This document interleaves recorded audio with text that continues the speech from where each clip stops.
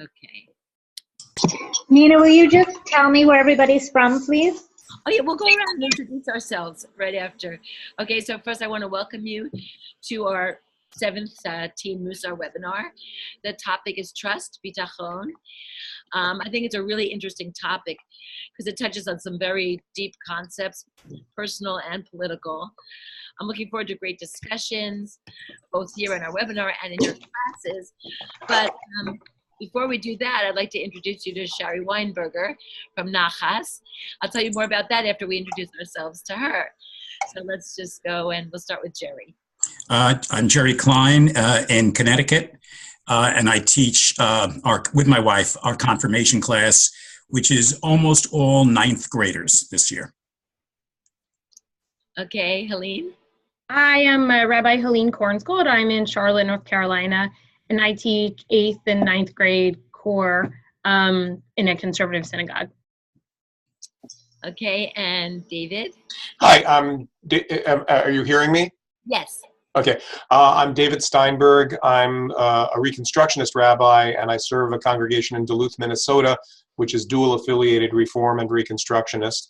And I'm in this group in particular because I teach the confirmation class, which is, we have 4 students currently, 2 9th graders and 2 10th graders. Great. Well, I'm going to go to our agenda, and I'm going to start with introducing you to Shari. This is Shari Weinberger from Nachas, which is the North American Association of Community and Congregational Hebrew High Schools. Wow. And so it supports schools like the ones that are participating in Chai Mitzvah with both advocacy and with disseminating innovative programs. That's how we got involved with each other. And she's going to tell you more about her organization because it might be something that would be useful for our schools. Okay, you can unmute. There. Okay. Helene, are you associated with the Community Hebrew High School in Charlotte? Yeah, so just so you know, my camera's not working, so I'm looking sideways because I'm trying to look at the screen, not away from you. So I apologize. Yes, it's the consolidated school, correct. Right. So we separate for our core, we separate. So does each rabbi come and teach the core class at the Hebrew High School on the Hebrew High School night, or do your students come to you separately for their confirmation class? So it is, so I don't teach confirmation, I teach prior to confirmation. So our head rabbi teaches confirmation, but it's also Wednesday during the time. I teach during school. They have 1 hour of core with the rabbi or the teacher from their synagogue. And then they have 1 hour electives where they're combined with the other school. So that's the school that Roz was the director of, and now you have Megan. That's right. So they are a member of Nachas.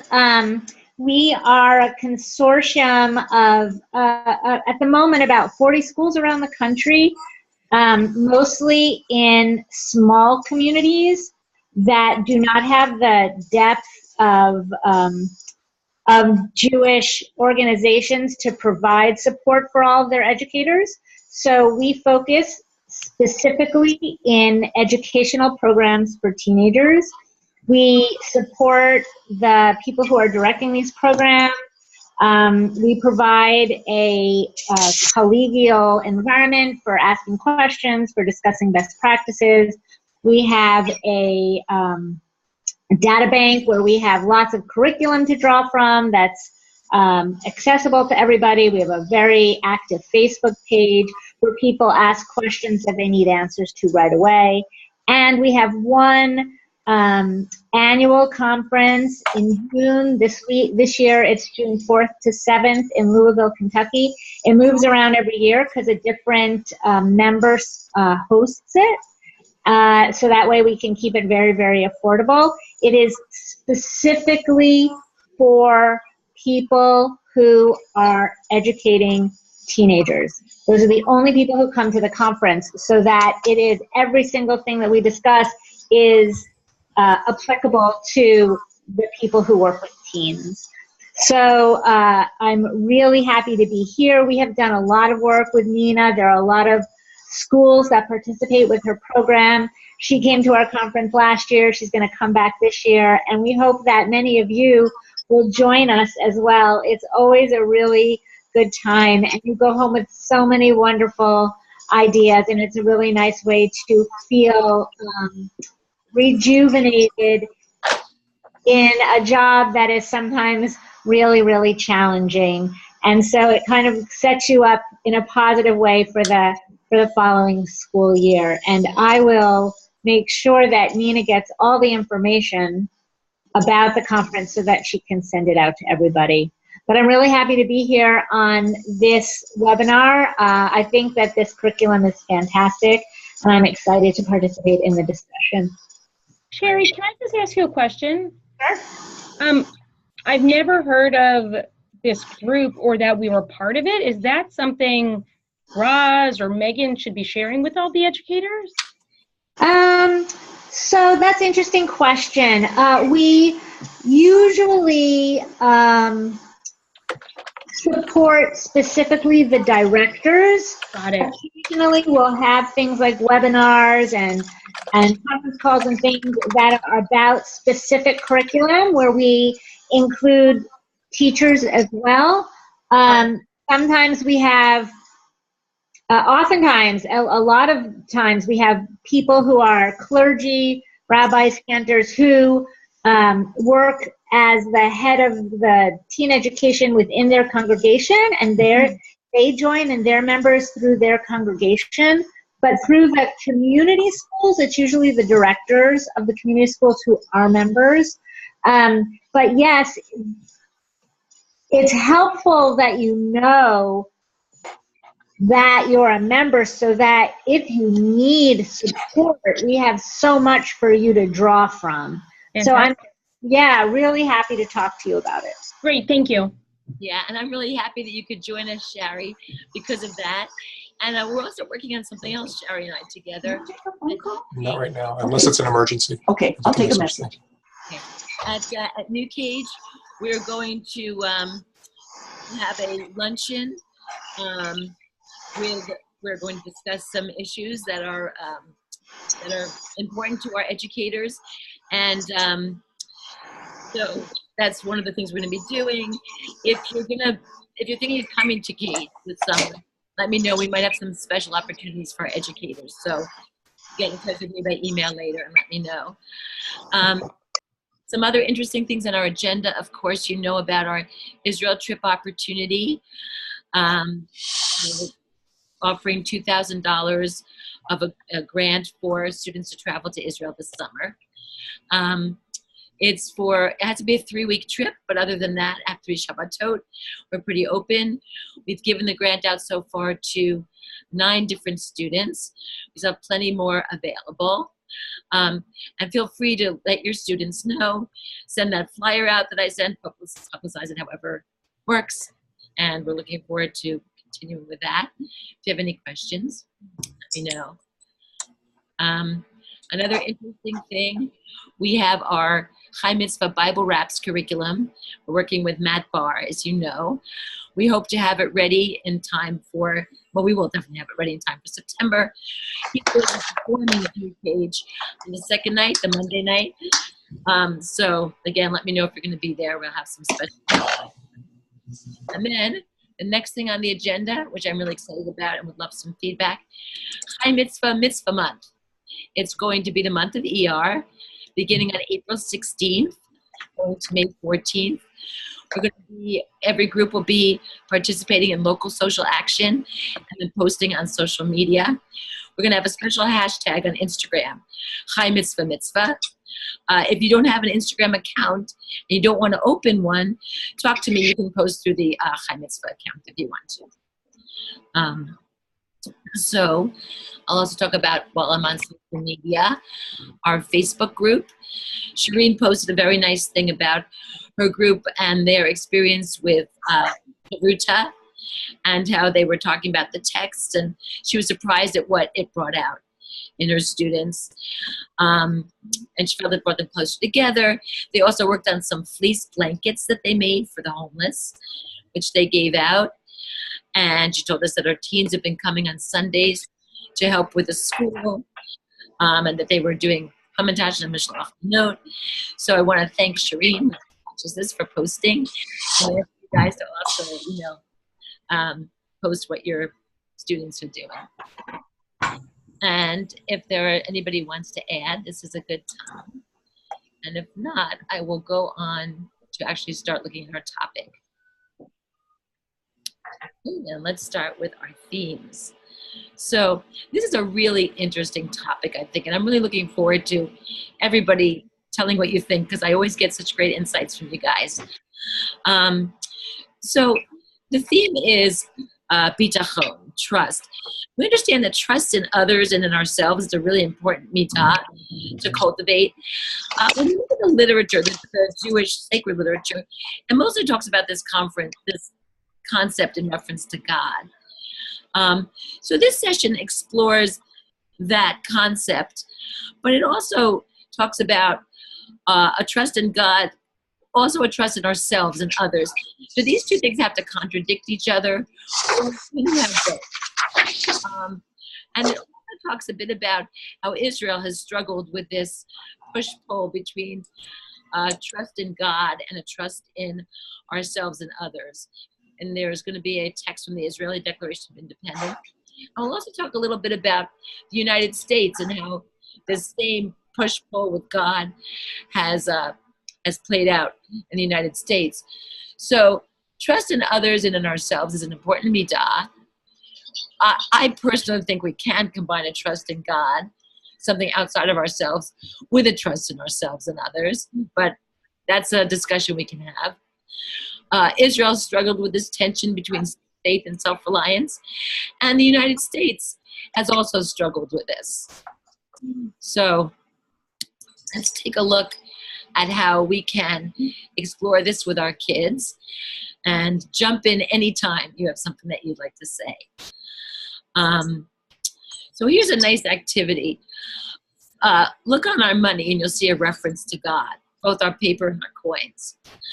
Have the students divide into 3 groups. Those who can affirm the statement, "In God we trust," those who can't adamantly affirm it, but they're just not sure, they're not against it, and those who definitely can't affirm it. And have them discuss both their thinking about that topic and what is their definition of the word trust. Because trust the definition can be kind of why they're in the group they're in. Then have a volunteer from each group share with the rest of the class that group's case for or against trusting in God and how they've defined the word trust. And the discussion is trusting in oneself or others a rejection of trust in God? I am open to your comments now. It's a good place to get started. Just on the terminology, I often in the course of being a rabbi, I talk with people about the word emunah, that especially from like Christian sources, they'd talk about it being faith, and in Judaism, it's not so much faith as trust. And bitachon, I think of as security. So, I don't know, any thoughts on how we're using English in relation to Hebrew here? That is a great thing to pull out. And in fact, bitachon does mean security as well. And later on, we get into that a little bit. And I guess the relation between, sorry, my cough dropped, between security and trust is also an important thing to think about. So I guess when they're defining trust, or that would very much come into what the Hebrew English translation here. Does this lesson use the concept of emunah at all? It does not talk about emunah so much, and that's a really, really good point. So when we are doing this, that's something we should definitely keep in mind. It really focuses on bitachon as trust. That's a great point. I think you bring up a great point right in the beginning. Is there something to focus on as we go through it? Let's talk about that. And when we're finished, I'm definitely putting on our follow-up email because that's important. So actually, as we start out with this activity and are defining trust, let's talk about the difference between emunah and bitachon. Let's get that right there in the beginning and see what the kids think about it as well. I think that's important. So the first text in our booklet is from the Zohar, which of course you know is the chief text of the Kabbalah. It's also what we sing when we open, Sure. right? Mm-hmm. So I will send you a link to a recording of it, which can be interesting for your kids. Here's the English translation. Not upon mortals do I put my trust, nor in any angel do I rely. Only in the God of heaven do I trust. You are the God of truth, whose Torah is truth, whose prophets are true, who acts generously with kindness and truth. In God do I put my trust. To God's holy, precious being do I utter praise. So I will definitely play for the kids this recording, so it's going to become very familiar to them. They most probably have heard it before. And one of the things is, even now that you see this translation, do you think that the melody matches the words? How do you feel when you hear this? What does it make you think of? And then we can go to some questions about the text. What mortals do you put your trust in? And why? So, like, what character traits are necessary to make someone trustworthy? And this might build on the study of Chavruta, because we had that before. Do the students have role models? And you can even branch out into popular culture. I mean, we have some pretty weird popular pop culture people that people seem to respect and emulate. I had a very interesting discussion with a friend of mine who really loved the Kardashians because they made money for doing nothing. So it's interesting to see how popular culture plays into this as well, and who your students find as role models, or even we can discuss whether we feel we are role models or have role models, or what makes someone trustworthy, what makes you look up to them.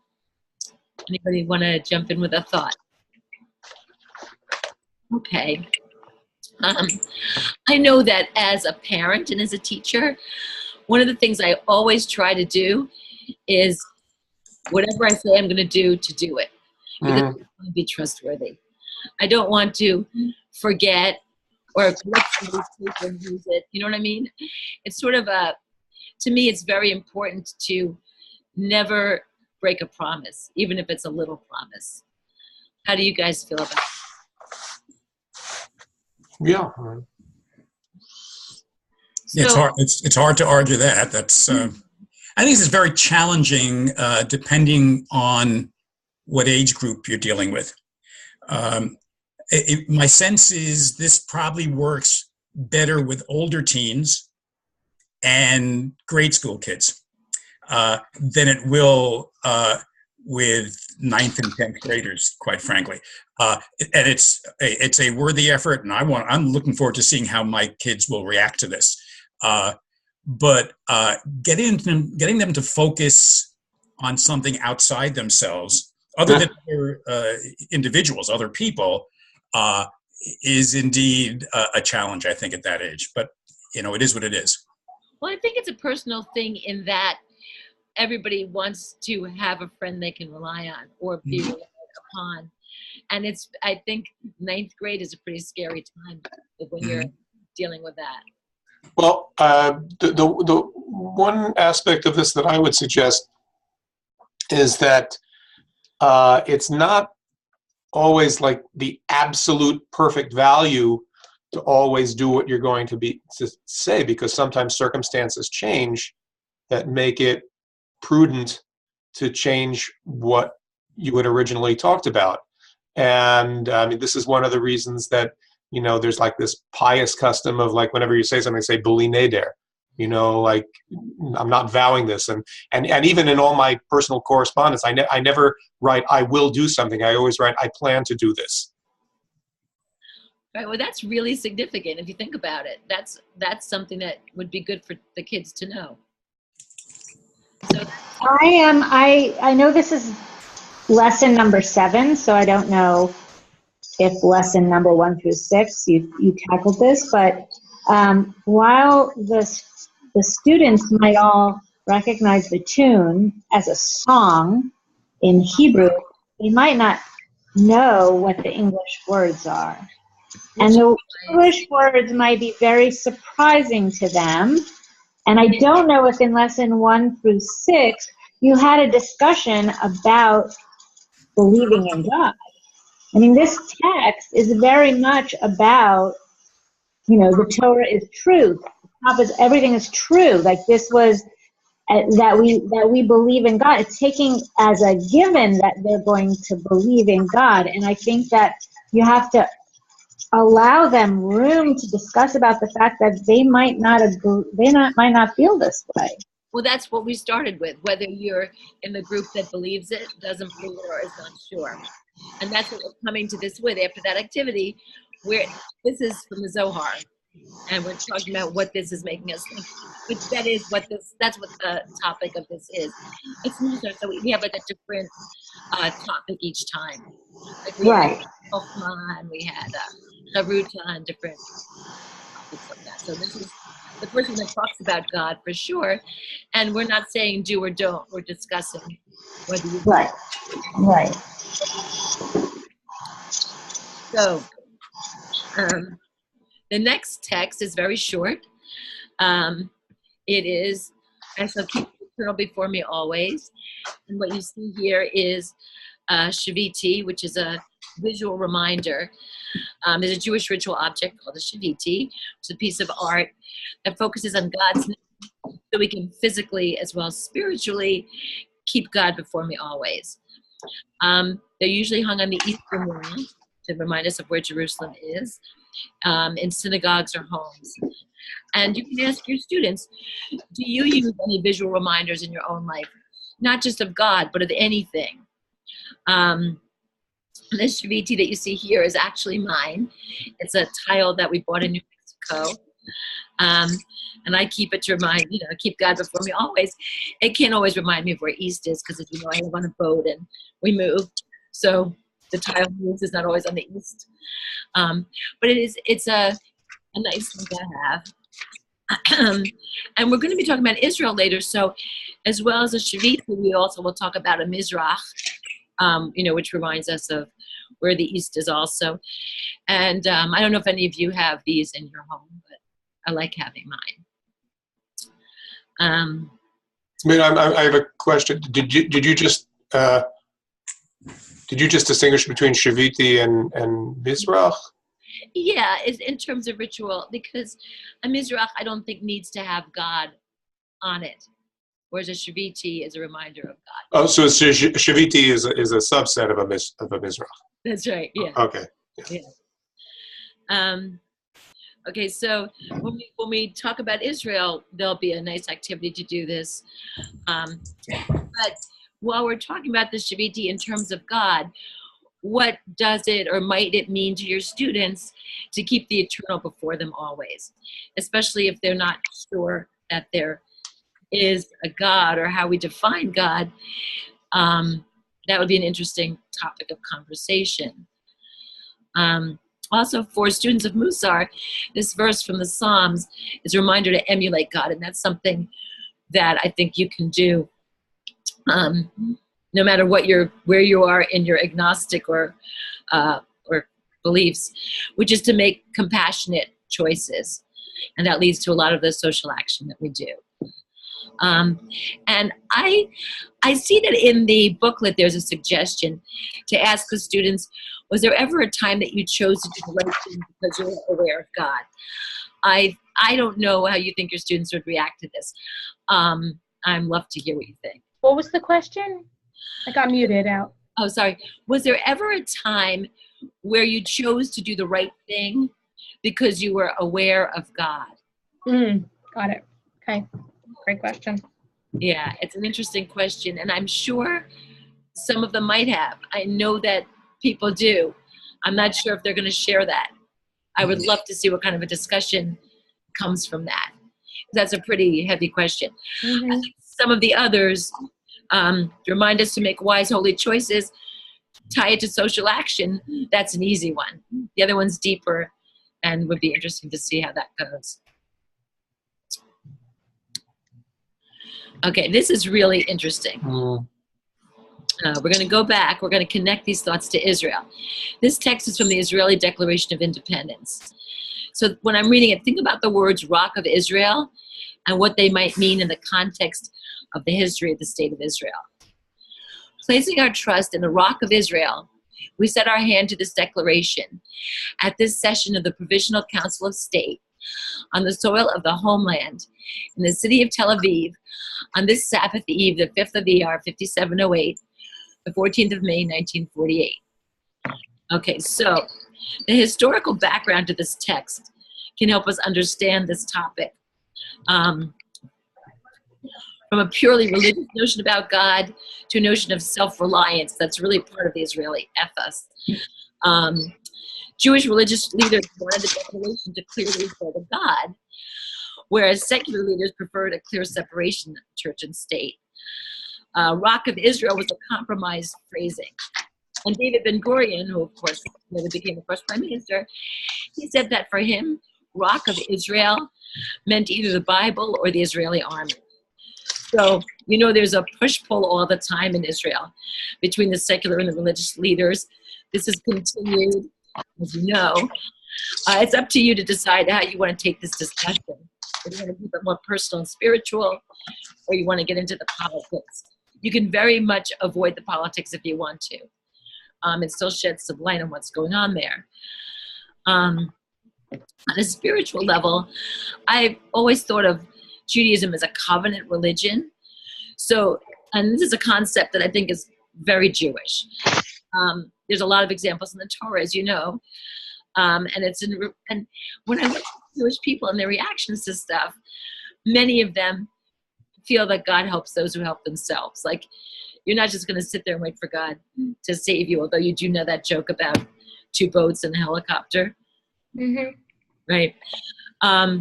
So this would be an interesting time to discuss our feelings about this and to see what our students think as well. There are a lot of wise people on this call. What is your feeling about this push-pull between secular and religious, and whether we are to have complete faith or to kind of help ourselves? Well, I think this is a clear example of a secular use of our religious background. I think the Rock of Israel is about the same thing as Rock of Ages. It's our understanding and belief in God and our history brought forth to the table at the signing of the Declaration of the State of Israel. It's very well put. I like that. I think it's really helpful because this is very much a rocky topic, and it's good to see it that way. We can also say, jumping from this, we might define our views of God by the names we use. And some names are ambiguous, like this: Source of Life, Mystery, Rock of Israel, Teacher of Torah. And you can see with your students, we might have a list of a lot of names of God. See which they prefer and why. It might be interesting to look at it. And another thing, Israel's not the only country with this complicated relationship to God. The United States Declaration of Independence also refers to God. It says, to assume among the powers of the earth the separate and equal station to which the laws of nature and of nature's God entitle. So that's another, I think it's more God than Israel's Declaration of Independence. There are also a lot of similarities between the two. You might want to have the students look at both and find the similarities. I can send you links to both online, and you can, have the kids look through and find the similarities. So I think that's very interesting. And later on, there's a little information about when God got onto our money in the U.S. and how that went. Actually, fairly recently, if you look at history of our country. I think that it's really important not to shy away from the political conversation. I think the more we shy away from it, the harder it is in the long run for the students to learn how to have a conversation about it. Mm-hmm. And we see some of the effects already of communities who have kept away from having the political discussion, because they found it uncomfortable or challenging. And then those students never learn how to talk about it, and it's easier to just keep not talking about it. And then they completely fall away from having any attachment to Israel at all. So it's important for us to have conversations along the way so that they can learn how to agree, disagree, to hear the different sides so that they can grow that attachment. Let me add, I agree completely with Shari. We've already had a session on the BDS movement and how it will impact these kids on campus potentially. We have not shied away from this at all where we are. We have, I don't know if you all have the Israeli emissary program in your communities, where at least in Connecticut, we have a couple of Israeli teenagers in their gap year between the end of high school and they're going off to the army. And they come by and they talk to the kids and they get to answer questions that the kids have, some of which questions are really good questions.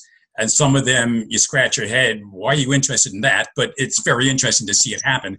And the political aspect comes out. I think it's very valuable because I don't know, we don't know what the kids are talking about at home in terms of Israel. We know that the parents want the kids in the program because otherwise they wouldn't be there. But how much discussion actually takes place, we don't know. So we don't shy away from it at all. That's really good. I think it's important to make the kids feel that whatever they think and want to say is going to be listened to.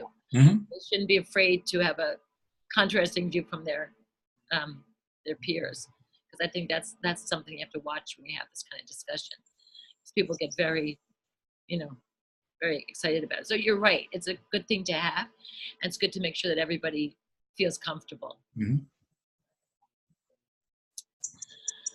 Okay, so going from this to a more physical activity, remind the students that prayer doesn't have to be done with words.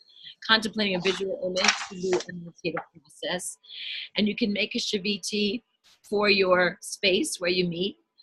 The directions are there. And I have later on some links. Traditionally, the ritual object that hangs, a shaviti, has a tetragrammaton, a four-letter word for God, Yod He Vav He. Now, when I first saw this, I edited this this material, and Rabbi Pam Wax had no problem like just writing it there.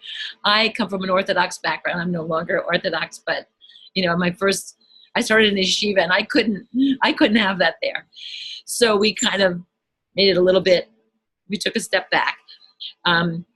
So, in rabbinic literature, it's Hashem. You can see the shaviti I have in my house just has a hey. You can do whatever you want. You can, that as you probably know, it means he who is, or he who brings it being into being, or it sounds like breathing. It's not really a word. If you feel comfortable and you want to make on your wall these four letters, that's okay. I suggest do whatever you feel comfortable with. So what you might want to have some collage on craft paper, markers, photos, kavanah, affirmations or intentions. By the way, that's the name of my boat, Kavanah. If you're ever in Jersey City, you're welcome to visit. You can put as many as the class chooses, have them all work on it together, and hang it up. And then maybe before each session for the rest of the year, focus on it before you start for a few minutes. And think about what it means to you. It's like a nice way to start. I'm doing an adult Mussar class now, and the rabbi who's leading it has us all sit for a minute and focus, and then I think it's very good to do that. So that's a nice activity. And, as I said at the end of the webinar, I have a couple of links. You can see some visual representations and learn more about it if you want.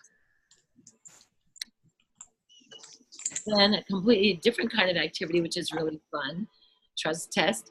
Make a line of people with their arms out, holding on. One person's a runner. The runner begins several yards away and runs quickly towards the line. People in the line drop their arms as the person passes through. Okay, can the runner not flinch or slow down when the people move their arms? If you have a class that wants to get up and move, this is a nice way to focus on this issue. And of course, a safe place to do it.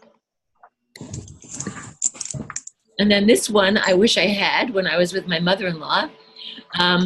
You put something in your pocket, write a phrase, put it in your pocket, and keep it for when you're having stress.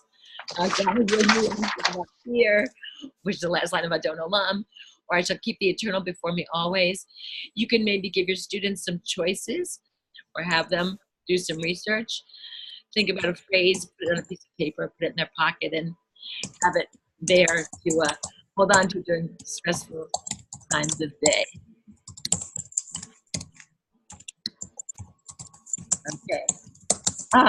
It looks like Sarah is muted or is not for some reason, but they're planning on using this lesson for a parent-student class. Oh, cool. Would anyone recommend doing the text discussion with parents, students combined or in separate groups? What are your opinions? Let me just say, we've done that kind of thing, and my experience is that if the parents are talking, the kids will say nothing. They'll just clam up. They'll let the parents carry it. They don't want to offend. They don't want to say the wrong thing. I mean, it's an interesting prospect, but that would be my only concern. If you do it multi-generationally, it won't be as multi-generational as you hope. That's the only concern I'd have. Anybody else have I see that Shari typed. Should I read what you wrote? She likes multi-general education, but you know your students best. Oh, here's a nice idea. Pair them off. Make sure each student is not paired with their own parent. And so talking points with each family is a really great idea too. It's a great idea. Yeah, if you pair them, you have the kids and the parents in the same room, and if you pair them with each other's parents, you won't get some of that. You'll get the students and the parents talking to each other because they don't have the same rolling of their eyes or, that they would at their own parents. I've done that with great success. That's a very good point. That's a great point. That is good. And it's a very nice idea to have the multi-generational. There was a school that did it a couple of years ago. I think it was in North Carolina, one of the first schools that did our teen program. And what they did was they had a regular adult Chai Mitzvah group and their confirmation class. It was interesting though, what you said about what Jerry said about the parents. It wasn't even the parents of the kids, but when the kids got together with the adults did all the talking. Yeah. And the adults kind of went off the topic, and they couldn't even bring them back. So the kids seemed more focused on the topic. It just went, off. Sarah says, very interesting point. Thank you so much. I guess she doesn't have a microphone. Thanks, Sarah. So then we were talking about social action before. And so talking about putting trust in people, there's a very nice organization called Together We Rise. It gives children in foster care someone to trust. And they're all over. They're not in one part of the country. Children in foster care sometimes feel neglected. Together We Rise collaborates with community partners to bring resources to foster youth and use service learning activities to educate the volunteers on issues surrounding foster care. So this could be a nice thing to get involved in if you're looking for something that's an interesting social action. And now I'm going to talk about the additional information. I have this, plus I have some supplemental materials that aren't in our booklet. So this is about In God We Trust, we were talking before. So this phrase was added in 1956 2 years after President Dwight D. Eisenhower pushed to have under God inserted into our Pledge of Allegiance. And there's a whole website you can read more about it. That can also be a really interesting topic, especially today when we really try to not make anyone feel uncomfortable, or we're very nervous about this. I know when I was in school was the beginning when people decided, I think, not to participate in the Pledge of Allegiance, not to say under God. I don't know if it swung back and forth, but it would be I think it's interesting to see how people feel about this. And then what we were saying before, David, what you were saying about Bitachon as opposed to emunah. You're right. Modern Hebrew words like warranty, insurance, and Social Security all use Bitachon. Misrad Bitachon is the Ministry of Defense, and Bitachon also means the warranty for an electrical appliance. Bituach is a car or home insurance. Bituach Leumi is the National Social Security. So it's interesting to see where that relates to trust and how that is different from emunah. And when you say betach, you're asking someone if they trust themselves. Like, are you sure? Betach. So that's an interesting point. We might want to use this earlier in the discussion. And I think some definition of emunah and some sources where emunah is used would be a great addition, which I am hoping to look up. I'm hoping David will look up and add, because you always do give us great stuff. Then some links to Shavitis. There's more about it, and there's some nice examples, some nice visual examples. If you're going to do that activity with your class where you actually create one, this will give you a lot of inspiration. And now there's some supplemental materials that are not part of our booklet, but they're very interesting. This, The Economy of Trust, it's a whole bunch of TED Talks on the ways our economy can foster trust and dispel the things. One of the things I say is very interesting. We have things now like Uber, Airbnb. We depend a lot on strangers' reviews of things we're going to buy. Rather than actually believe professionals, we'd almost rather listen to what strangers have to say. What happened to our society that we look at things that way? Where do we place our trust and why? This is an interesting TED Talks. Then is being trustworthy a mitzvah? And also, look at these before you share them. See if you think your kids are going to like them. What's the Jewish perspective on trust? Is it ever permitted to betray someone's trust? What type of person should be trusted? Is being trustworthy a mitzvah? And rabbis of all denominations talk about this. That could be an interesting thing as well. This one I found interesting as an adult, building the holy playground. It's basically about when you're in a work situation, if the person in charge is controlling, or if they trust you to, to be creative and to go out of the box. It might be interesting to your students as well, but I would look at it first. This is Karina Silberman. She's the director of the 92nd Y Shababa Network.